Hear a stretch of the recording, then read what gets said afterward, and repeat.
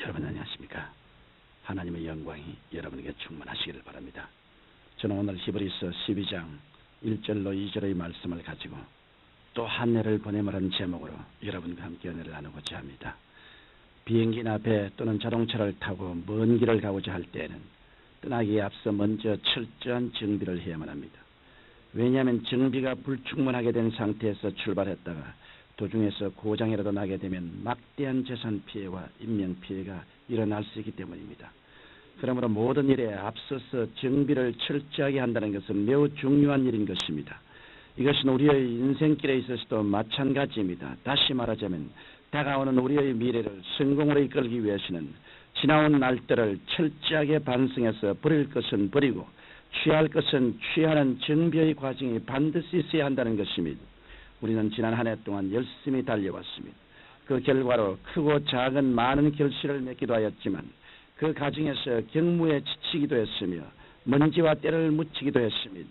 그러므로 묵은 해를 보내고 새해를 맞이하는 길목에 서게 된 오늘 새해를 향해서 위대한 승리의 출발을 하기 위해 우리 자신을 철저하게 재정비하지 않으면 안 되는 것입니다. 히브리서 12장 1절로 2절에 모든 무거운 것과 얽매이기 쉬운 죄를 벗어버리고 인내로서 우리 앞에 당한 경주를 경주하며 믿음의 주여 또 온전케 하시는 이인 예수를 바라보자라고 기록하고 있습니다. 그러면 우리 앞에 당한 새해라는 경주를 잘 경주하기 위해 우리가 벗어버려야 할 죄는 어떤 것이 있을까요? 저는 오늘 우리가 버려야 할 4가지 죄를 말씀드림으로써 여러분께서 금년 한 해를 정비하시는 데 도움을 드리고자 합니다. 첫째로 우리가 벗어버려야 할 죄는 우상숭배의 죄입니다. 구약시대 이스라엘 백성의 역사는 불순종과 심판의 연속이었습니다. 그런데 이스라엘 백성이 저지른 죄악 중에서도 가장 고질적이었던 것이 우상숭배죄였습니다. 그들은 하나님을 저버리고 바알과 아세라를 섬겼고 태양신과 금송아지에게 절했습니다. 그 결과로 그들은 하나님의 심판의 채찍을 맞다가 급기야는 이방민족에게 침략당하고 포로로 잡혀가기까지 했던 것입니다. 오늘날에도 우상숭배의 죄를 범하면 하나님의 심판을 받게 됩니다. 우상숭배라고 해서 꼭 나무나 돌이나 그 밖의 여러 가지 형성에 절하는 것만을 말하는 것은 아닙니다. 이와 같이 눈에 보이는 우상에게 절하지 않았다 해도 마음속에 탐욕을 품고 있다면 그것이 곧 우상숭배가 되는 것입니다. 골로새서 3장 5절에 보면 탐심은 우상숭배라고 기록되어 있습니다. 탐심이란 자기의 분량을 뛰어넘어 남은 것까지 탐하는 것을 말합니다. 오늘날 수많은 가정과 기업이 경제적으로 고통을 당하고 있는 것도 따지고 보면 탐심에 이끌린 결과라고 말할 수 있습니다. 자신의 처지를 제대로 파악하지 못한 채 무리하게 사치에 빠지고 기업을 확장하다가 보면 결국에 가서는 돌이킬 수 없는 파탄에 이르고 마는 것입니다. 탐심뿐만 아니라 인본주의도 또한 현대판 우상숭배입니다. 인본주의란 인간의 지식과 이성을 하나님보다 위에 놓고서 그것을 기준으로 모든 것을 판단하는 사고방식을 말합니다. 따라서 인본주의는 인간 이외에는 어떠한 존재도 인정하지 않으려 합니다. 그러므로 이와 같은 인본주의를 청산하지 않고서는 참된 신앙인이 될 수 없는 것입니다. 우리 하나님께서는 무엇보다도 우상숭배를 가장 싫어하십니다. 그러므로 금년도의 마지막 날을 맞이하여 우리의 생활 가운데 어떤 형상에게 절하는 우상숭배뿐 아니라 탐욕과 인본주의의 우상숭배를 깨끗이 조말하시는 여러분이 되시기를 주님 이름으로 축원합니다. 둘째로 우리는 음란죄를 깨끗이 털어버려야 합니다. 오늘날의 세계 문자 그대로 성개방의 시대입니다. 신문, 잡지, 연극, 영화뿐 아니라 거의 모든 종류의 매스미디어를 통해서 온갖 종류의 음란한 분위기가 전 세계에 널리 퍼지고 있습니다. 그러면 우리는 자칫 잘못하다가는 세상 풍조에 빠지기 쉬운 상태에 놓여 있습니다.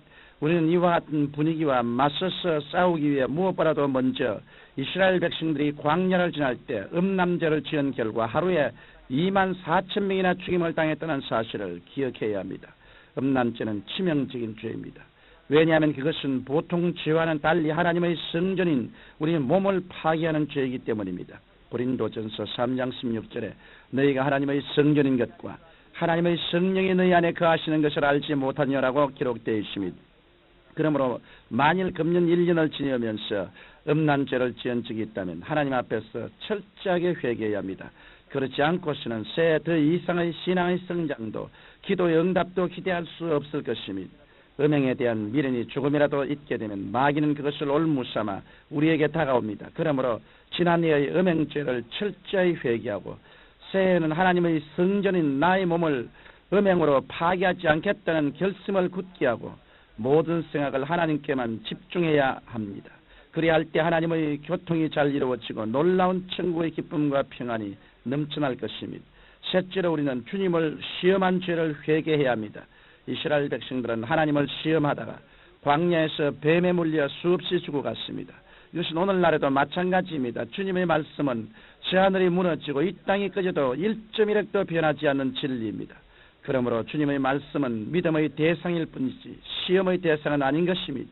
주님을 시험하는 죄는 이심하는 데서 비롯됩니다. 내가 이렇게 기도했는데 과연 그대로 될까 하는 이심에 일단 빠지면 그 다음에는 걷잡을 수 없는 의심의 소용돌이 속으로 빨려 들어가는 것입니다. 그러다 보면 사사건건 하나님의 말씀을 시험해보고 하나님의 뜻을 이심하게 되는 것입니다. 로마서 1장 17절에 나의 의인은 믿음으로 말미암아 살리라고 기록되어 있습니다. 그러므로 우리에게 필요한 것은 믿음이지 의심이 아닌 것입니다. 그러므로 주님을 시험한 죄를 지었다면 이 해가 가기 전에 회개하고 새해에는 그 죄를 반복하지 않게 되시기를 주님 이름으로 축원합니다. 넷째로 우리가 마지막으로 벗어버려야 할 죄는 하나님과 이웃에 대하여 불평한 죄입니다. 하나님께서는 이스라엘 백성들을 애굽에서 건져내신 후 낮에는 구름 기둥으로 밤에는 불 기둥으로 인도해 주셨고 만나와 메추라기를 내려주심으로써 배불리 먹여주었습니다. 그럼에도 불구하고 그들은 물이 없다고 하나님과 모세에게 불평했으며 10명의 정탐꾼들의 부정적인 보고를 듣고 원망했던 것입니다. 이처럼 우리 인간은 하나님께서 우리에게 주신 은총에 대해서는 감사드리지 않고서 눈에 보이는 환경적인 어려움만 보고 원망과 불평을 내려놓기 쉽습니다. 그렇다면 우리가 원망할 때 하나님께서는 그 뜻을 돌이키실까요? 절대로 그렇지 않습니다. 시편 50편 23절에 보면 감사로 제사를 드리는 자가 나를 영화롭게 한다고 기록되어 있습니다. 그러므로 어려움이 닥친다고 하나님께 불평해야 아무 소용이 없습니다.